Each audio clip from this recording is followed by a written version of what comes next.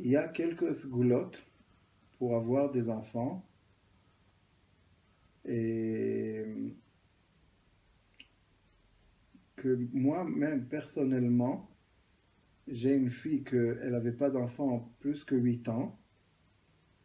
Et Baruch Hashem, on a prié. Et Baruch Hashem, Bassof, elle a eu un enfant. Premièrement, ils sont partis le mari et la femme chez Rabbeinu, à Ouman. Le mari et la femme ensemble, c'est une zgoula d'aller ensemble et de prier là-bas. Deuxièmement, ils sont allés chez le Noam Elimelech en Pologne. Ils ont averti qu'ils nomment Elimelech sur le nom de Rabbi Elimelech. Troisièmement, j'ai entendu sur une tombe, et moi-même personnellement, j'étais d'abord là-bas. Il y a une tombe dans une ville qui s'appelle... elle s'appelle à côté de Korastin. Et il y a là-bas le fils de Rab Shlomo Mikarlin. Il s'appelait Rab Moïse Miludmir. On raconte, Rab Shlomo Mikarlin, c'était le grand talmid de Rab Aaron Mikarlin. Et il était, les tzadikim, ils ont dit sur lui qu'il était Mashiach ben Yosef dans son dos. Il était Neherag à l'aider un cosaque qui s'appelle Armilus. Et Marshemo Vedechro, ce Armilus, il a tué Mashiach ben Yosef du dos qu'il avait. Rab Shlomo Mikarlin, qui était très pauvre, il avait un fils qui s'appelait Rab Moïse. Rab Moïse est venu chez lui et il lui a supplié qu'il aide, qu'il lui donne. Il a plein de dettes, il ne savait pas quoi faire. Rab Shlomo lui a dit, écoute, moi-même, je n'ai pas d'argent. Je ne peux pas t'aider parce que moi-même, je n'ai pas d'argent. Mais je te donne la force de bencher les gens pour avoir des enfants. Et Rab Moïse, il avait le courage de son père de bencher les gens, de donner la brachot pour avoir des enfants. Et ce Rab Moïse, il est enterré là-bas dans une ville qui s'appelle Olevsk. Et dans ce cimetière, il y a le Ohel qui est resté, tous les bâtés almines dans Ukraine, ils étaient détruits, les Ohalim des tzadikim, sauf le Ohel de ce tzadik. J'étais personnellement là-bas et j'ai vu, dans le Ohel, il y a là-bas un gros morceau de bois, comme ça, un immense morceau de bois, qui est dans le Tzion. Et je demandais qu'est-ce que c'est. Ils m'ont dit que dans la Deuxième Guerre, les Allemands, ils voulaient être Mezalzel dans ce Tzion. Alors qu'est-ce qu'ils ont fait? Ils ont emmené un goy qui répare les parsottes des soucis, comment on dit les soucis? Des chevaux. Et là-bas, il devait poser, il y a comme le fer. Et là-bas, dès qu'il a commencé à réparer, le marteau, il est tombé il s'est lancé sur sa tête du goy, il est mort. Il y avait deux personnes comme ça. Les Allemands, ils ont eu peur, ils ont tout laissé comme ça et ils se sont sauvés de l'endroit.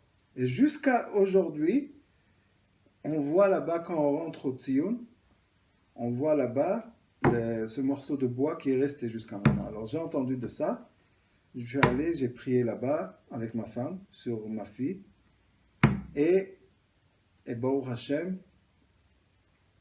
Et après, il y a encore une sgoula. Une fois, il y avait un yid qui avait besoin d'une grande yeshua. Et il a demandé le Gaon Mitchibin, le Rosh Hashiva Mitchibin, il lui a demandé une promesse, qui lui promet une yeshua. Alors il lui a dit, écoute, promettre, si tu veux une promesse, moi je suis descendant du Shach, et le Shach, il est enterré à une ville qui s'appelle Holisho, à Tchéchie. Il dit, il faut voyager dans la tombe du Tzion du Shach, et là-bas faire une avtacha, et promettre que si HaKadosh Baruch Hu il aide, et la personne elle reçoit la Yeshua, alors il il retourne pour dire merci. Alors j'ai fait ça aussi, et j'ai voyagé là-bas, et j'ai promis que Bezrat Hashem, si ma fille elle a des enfants, je retourne à dire merci.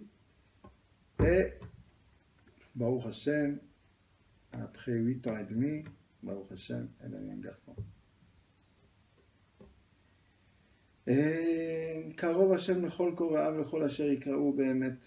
On ne sait pas, mais comme Rab Nathan il a dit à quelqu'un qui attendait des enfants, il lui a dit, je suis sûr que je peux t'aider plus que tous les gens qui peuvent t'aider. Et c'était quand Rab Nathan il était vivant, il a écrit ça dans une lettre à quelqu'un qui n'avait pas des enfants, et il cherchait un rabbin qui lui donne une bracha. Il a dit, moi j'ai pas la clé des enfants. Rab Nathan lui a dit, mais je suis sûr que si tu vas tourner ici, quand j'aurai l'occasion de t'emmener cette Yeshua, tu vas la recevoir ici. Et j'ai entendu encore une sgoula, il y a une tombe de Rab Shaye, de Rab Moïse à Karastir en Hongrie. Il était un grand tzaddik, il faisait beaucoup de chesed. Et avec le chesed qu'il a fait, il était poël yeshuot leman miderech hateva. Jusqu'à maintenant, les gens qui vont chez lui et ils prient, ils reçoivent des yeshuot. Leman miderech hateva. Dans tout ce que soit. Et il y a une grande sgoula aussi. J'ai entendu le grand nadiv, Leizer Scheiner, qui donne le manger à Rosh Hashanah à des milliers de personnes. Lui, il n'avait pas d'enfant. Il a demandé à Rav Yitzhak Morgenstern une bracha. Il lui a dit, donne à manger à quelques personnes Rosh Hashanah, à Ouman. Et il a donné pour un minyan ou deux minyanim comme ça, au commencement. Et Baruch Hashem, il a eu des enfants. Et depuis, il a eu ce minhag et il a commencé à donner plus que une quinzaine d'années qui donne du manger Rosh Hashanah à des milliers de personnes. Donner à manger aux gens, donner à manger aux gens, faire chesed, donner à manger aux gens, c'est une zgoula à avoir des yeshuot. Non, Bezrat Hashem, que HaKadosh Baruch Hu, il est Moshiach, tous les gens qui ont besoin des enfants, qu'HaKadosh Baruch Hu, il est dans la parashat Shavua qu'on a vu que Rachel Imenu, elle a dit Havali banim ve'im ain meta anochi. Donne-moi des enfants, elle a dit à Yaakov Avinu, et sinon, chas v'chayila, j'ai pas besoin de vie. Et bien, sauf, elle a eu des enfants. Mais, avec le deuxième enfant qu'elle a eu, Binyamin, c'est marqué quand elle devait accoucher, Vatikash Belita, et bien, sauf elle a niftar de cet accouchement. C'est marqué dans Sefer Amidot, Rabbi Nachman dit qu'il ne faut pas forcer à demander d'une façon de demander sans laisser une ouverture à Hashem Yitbarach si c'est pour son bien. Des fois, Rabbi Nachman dit que si on prie sur quelqu'un trop qu'il a des enfants, il reçoit des enfants, et bien ça, il est niftar. Ou bien le mari, ou bien la femme.